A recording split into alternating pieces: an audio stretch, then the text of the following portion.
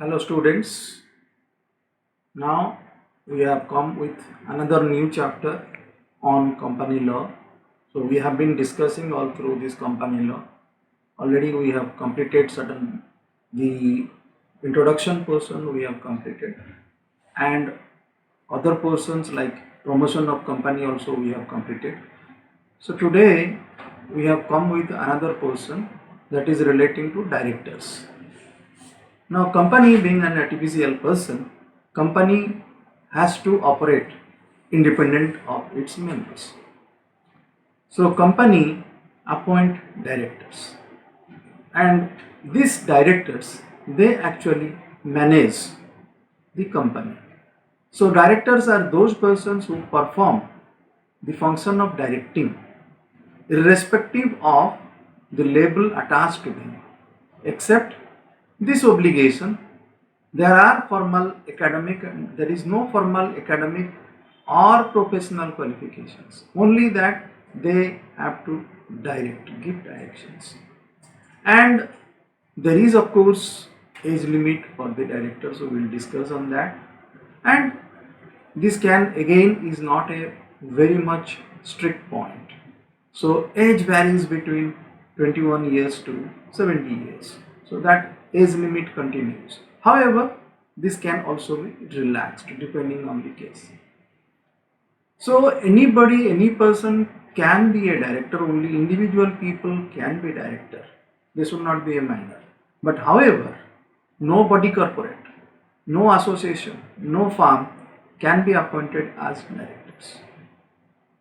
So directors are appointed by the shareholders, and these appointments are done in the general body meeting. Now, what is the disqualification of a director? Disqualification of a director is given in section 164. It says that any person who has got of unsound mind, anybody who is of unsound mind or is not competent to take decision cannot be appointed as director. Any person who is an undischarged insolvent, he was insolvent and he has not been discharged fully. He was declared insolvent, now he has not been discharged fully.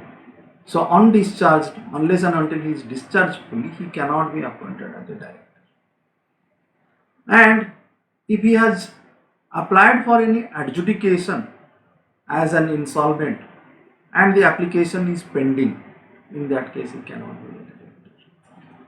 Or he has been convicted by the court for any kind of offences, particularly some kind of involvement of criminal offences. So if the person is involved in the criminal offences, in that case, so he cannot be the director of a company. Or he has not paid the call money, outstanding of the call money, then he cannot be a director. Or he has been convicted with the offence dealing with the related party transactions under section 188, then he cannot be director. So these are the condition disqualifications, except that there is as such, there is no qualification, professional qualification is not required. Only these are the disqualification as per section 164. If the person is not disqualified, otherwise he is qualified to become the director of a company. Then another disqualification is given that no person who is or has been a director of a company, if a person can be director of number of companies. So if he is a director of another company, that company has not filed the financial statement or annual returns for a continuous period of 3 consecutive years. So he is a director of a company which has not filed the annual returns, maybe tax returns and others, and that is for a continuous period of 3 years. Then he cannot be a director of another company. Or he has failed to pay the deposits accepted by the company along with the interest at the time of redemption. So on this condition also a person is disqualified to become the director of another company. A private company may be, by articles of association, provide any disqualifications for appointment of director in addition to the things that we have already discussed. So in addition to this, again this thing is added that a private company can do so, but public company, they are going by the rules. On the rules they will do that. Then come to section 152, which deals with appointment of directors. How the directors are appointed.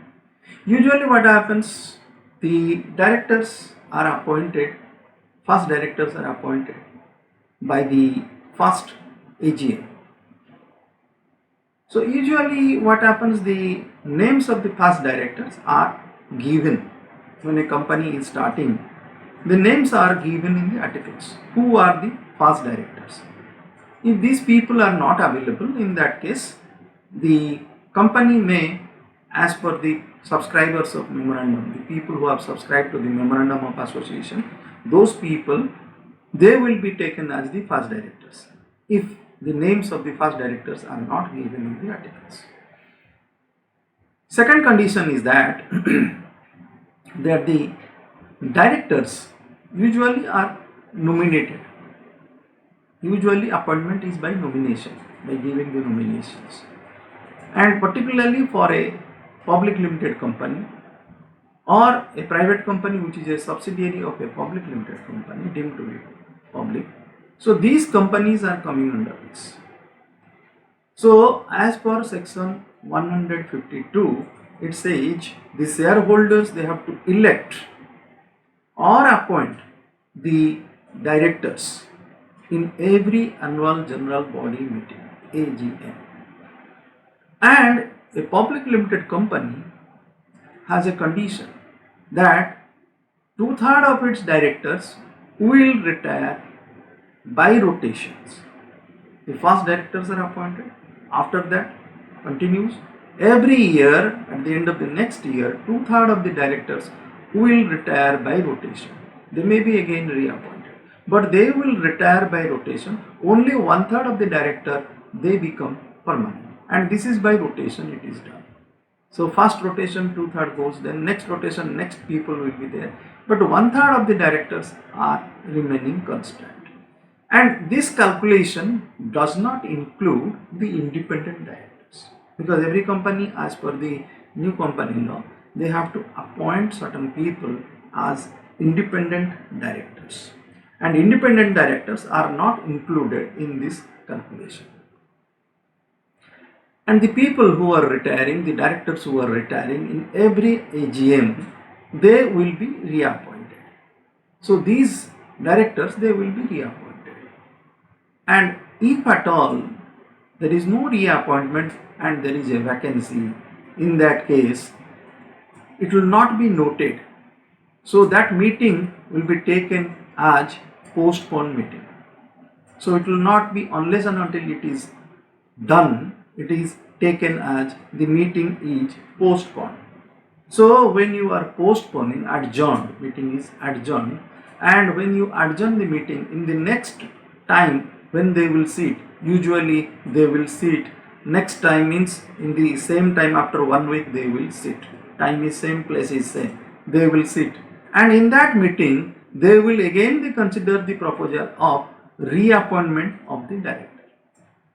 Again, if it is not finalized, in that case, then it will be deemed that the director who is retiring is reappointed. It is deemed. It is presumed that the director is reappointed because they could not finalize another person's name in the place of the director who is retiring. Unless and until there is a condition. Unless and until a resolution for his reappointment has been specifically lost. So if a resolution that has been taken for reappointment has been lost. Second condition, the director who is going to be reappointed expressly says, no, I do not want to continue. Third thing, he is not qualified for reappointment because of certain reason, maybe age or other factors. He is not qualified. Or a specific resolution has been required for the appointment of director. certain cases, certain persons to be appointed. In that case, specific resolution has to be taken. If specific resolution are to be taken, in that case, unless and until that resolution is taken, the appointment is not complete. Now, next case comes appointment of directors by the board. Board also, these are the appointments done by the shareholders. Now, board also make appointment. The board of directors, they may also make appointment. This is coming under section 161. So, there are three types of directors we will discuss: additional director, casual director, alternate director. Additional director, it is coming under section 161.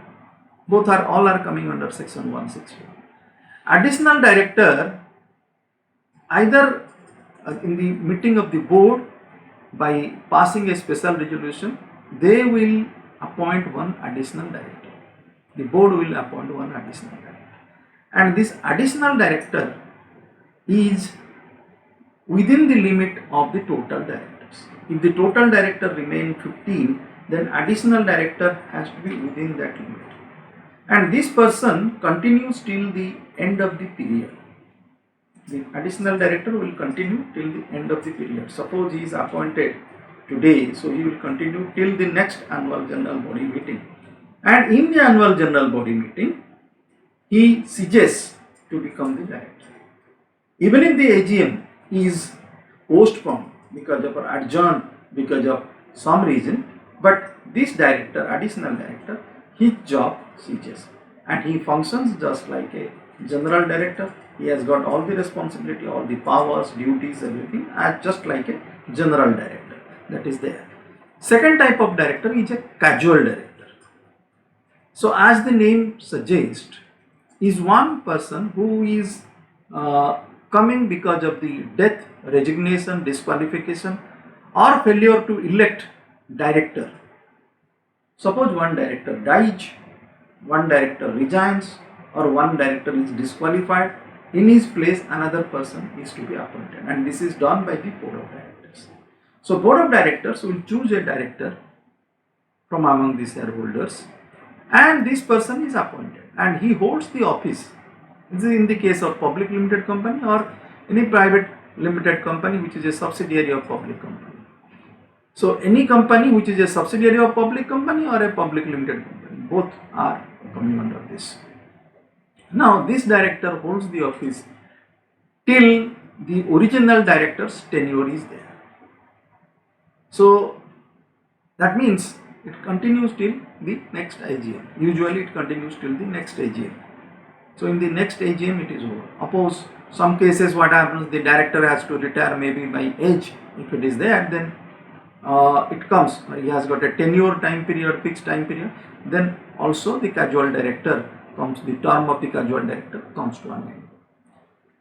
And next type of director is alternate director. Alternate director comes when it's in the same case of a public company or a subsidiary of the public company, that this person is a director remains out of the state or out of India, and he remains out of India or out of the state where the registered office is located for more than 3 months, then in his place an alternate director is appointed. So alternate director is a director who performs on behalf of another director. So that director is there, but because he is not able to come, an alternative is found out by the board, and board by passing a resolution can appoint an alternate director, and alternate director functions just like the original director and term of conditions remain the same as of the original director. Sometimes the directors are appointed by the central government. The government may also appoint as nominee directors. So because government is regulating to know what is happening within the company meetings, what is discussed in the company meetings. So to have control, the government, state government or central government, they may appoint directors, and these are called the nominee directors. Similarly, appointment can also be done by third parties. So there should be provision for that regarding the appointment by the third parties. It may be the debenture holders, it may be bankers, maybe the financial institutions, etc. They can do that. They can appoint. So that is why it is necessary to know these are the people, nominee directors. So nominee directors, and usually their number should not be more than 1/3 of the total board. So 1/3 of the total members in the board, it should be restricted to that. The nominee directors should be restricted to 1/3. It's not more than 1/3. Now another appointment is also there. If there is a provision for that, then in that case appointment on proportional representation. Proportional representation, what happens? The act enables minority shareholders, the shareholders of the subsidiary company, to have a representation in the board of directors, and so they will have certain representation in the board of directors, and they will send one or two persons under 163, section 163, it deals with that the article of the company must provide for such appointment. But the limit is there. There is a limit to such appointment. How many persons will be there? It depends on the articles of association, and section deals with that. So it is only applicable to public limited company or subsidiary of the public limited companies. Then what is the minimum and maximum number of directors you have to keep? Usually, as it says, the minimum number of directors for a public limited company is 3. It is for a private limited company it is 2, and for one man company it is only 1. However, the maximum number is kept as 15. So when this maximum number is kept as 15, it can also be changed by passing a special resolution. So it can be changed, and approval of the central government in the case of public limited company, approval of the central government is required for that.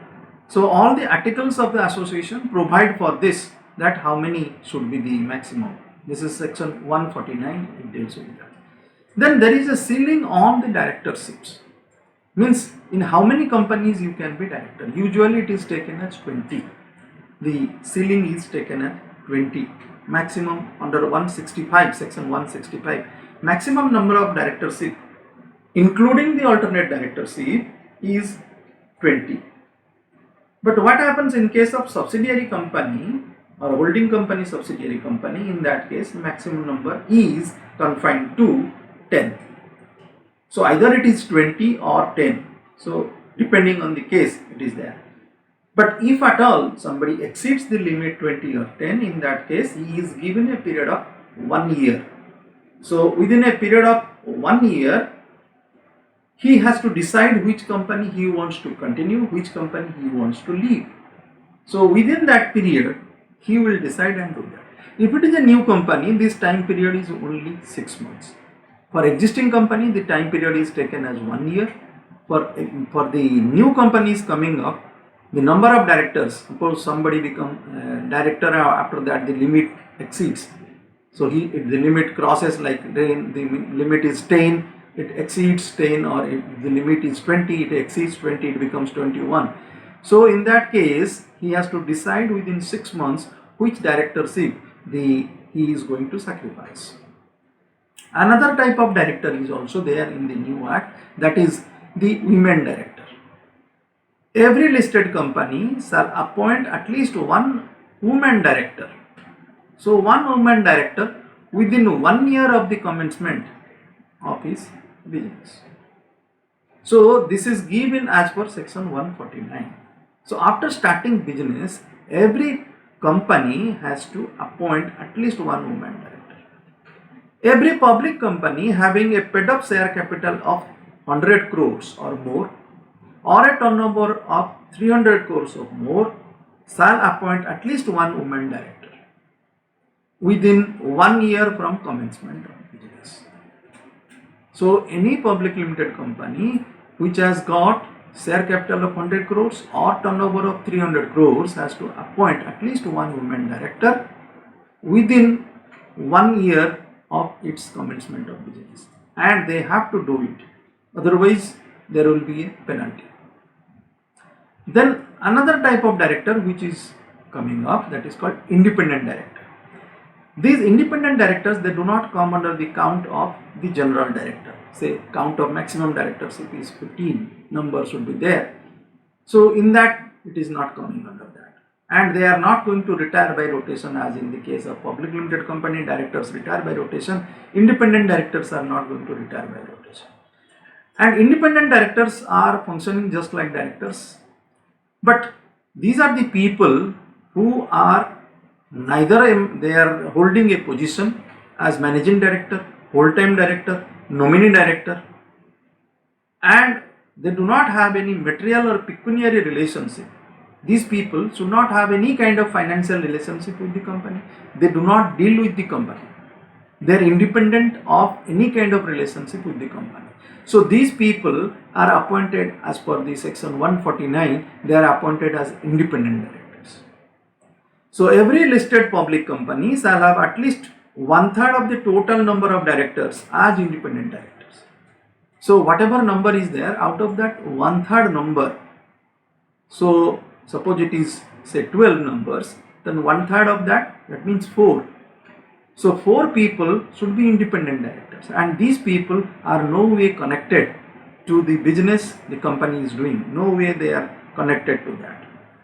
And it also mentions that the number of, there is a condition also given under this section of 149. It gives that if the paid up capital is more than 10 crores or the turnover is more than 100 crores, then in that case it is compulsory for the company to appoint at least 2 directors, 2 independent directors they have to appoint. So whatever may be the constitution of the board, so they have to at least appoint 2 if these conditions are there, if they fulfill these conditions. The next one is the appointment of the managing director. This comes under section 196. So section 196 provides that company shall appoint or employ a managing director or a manager. So a managing director or a manager has to be employed by the company. So this is coming under, as per the mode of appointment is dealt under section 197. So the mode of appointment of managing director or a whole-time director or a manager, and the terms and conditions of appointment and the remuneration to be paid to such people are all coming under section 197. So 197 deals with that, and this there is a provision in schedule 5th of the Companies Act that the company are going to fulfill the schedule, the provisions given in the schedule 5 of the Companies Act when they are going to appoint these managing directors. So whether it is a managing director or a whole-time or a full-time director or a manager, so they have to look for this. So who are the people who are disqualified to become the managing director? As per section 196, it provides that if he is below the age of 21 years, so anybody who is below the age of 21 years, they have kept an age, they cannot be appointed as the managing director. Then an undischarged insolvent, as the case of a director, or he has been suspended for non-payment for the loans whatever he has taken, he has been suspended at any time, he has been suspended, or has at any time been convicted by the court for any kind of offence. So these are the 4 conditions that we are putting. They are put. One is he should be 21 years of age or more, and he should not be an undischarged insolvent, or if he is making any default to make payment to the creditors, or he has been convicted by the court for any kind of offences. So there he is not, or he cannot, he is disqualified to become the managing director. The next one is a manager. Manager is an individual who does all the supervision or control, and also he takes decisions, and he is a part of the board of directors. Now this is defined under section 2. The manager is defined under section 2. A manager shall be appointed, and the terms and conditions of such appointment and remuneration payable be approved by the board of directors in the meeting of the board. So the appointment relating to the manager is to be decided by the board of directors. How much money has to be paid, it is to be decided by the board of directors. So the board of directors have to take all the decisions relating to the manager. Similarly, a company secretary is a person who does all the secretarial work as per the section 2. It does all secretarial works like convening meeting, keeping the records of the meeting, and noting down, giving notice regarding the meeting. So all the details are done by the company secretary, and every company should have public company should have a company secretary. Now question comes relating to managerial remunerations. Managerial remunerations, this is the amount of money paid to the directors or to the managers or managing director. So this comes under section 197. And it is decided that the maximum managerial remuneration should be 11%. So whenever there is a case of managerial remuneration, then actually it is defined in the article what should be the managerial remuneration, and accordingly it will be decided. So it is determined in accordance with the provisions outlined in the articles of association or by resolution, maybe special resolution. So this is done by special resolution. How much is there? The remuneration payable to such directors determined as per the provisions, and the remuneration payable to such directors services rendered by them or any other capacity. That means managers are eligible or they are required to get to whatever services they are giving, for that they will get certain amount, and they will also get amount as remuneration. And the remuneration is described as such. What is the form of managerial remuneration? It may take the case of salary, dearness allowance, perquisites, fees for attending each meeting of the board of directors, and other details, other allowances as specified as a percentage. So it is usually given as a percentage of the net profit. Managerial remuneration is given as a percentage of the net profit. Apart from that, any expenditure incurred by the company in providing any rent-free accommodation, that is also included. Any expenditure incurred by the company in providing other benefits and amenities free of charge, that is also included in the managerial remuneration. And any expenditure incurred by the company in respect of the obligation or services which, but for such expenditure by the company, would have been incurred by any of the persons aforesaid. So these are the things which are included in the managerial remuneration. So managerial remuneration not only include the salary, dearness allowance and other things, they also include any rent-free accommodation given, they also include any amenities given, they also include anything that he would have received from the company. So all the details in that it is included. Now there is a ceiling, as I mentioned, regarding the managerial remuneration.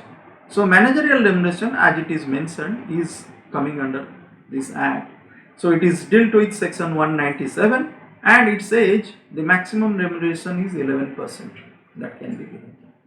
So 11% of the net profit that is to be given, and usually that is the maximum limit, but usually it comes below that, and it is decided in the board, and board approves it, and accordingly steps are taken.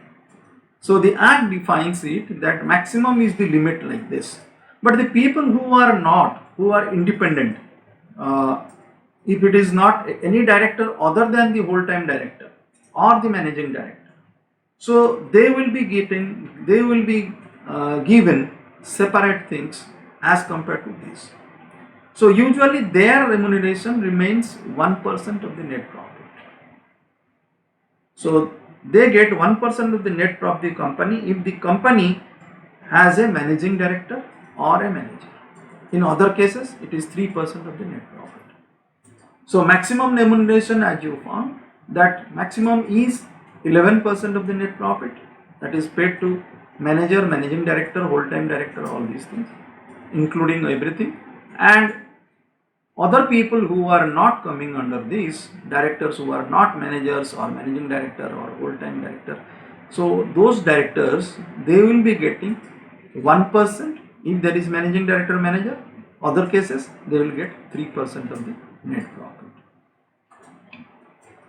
So the total of the managerial remuneration probable by a public company or a private company which is a subsidiary of the public company is its directors, managers in respect of the financial year.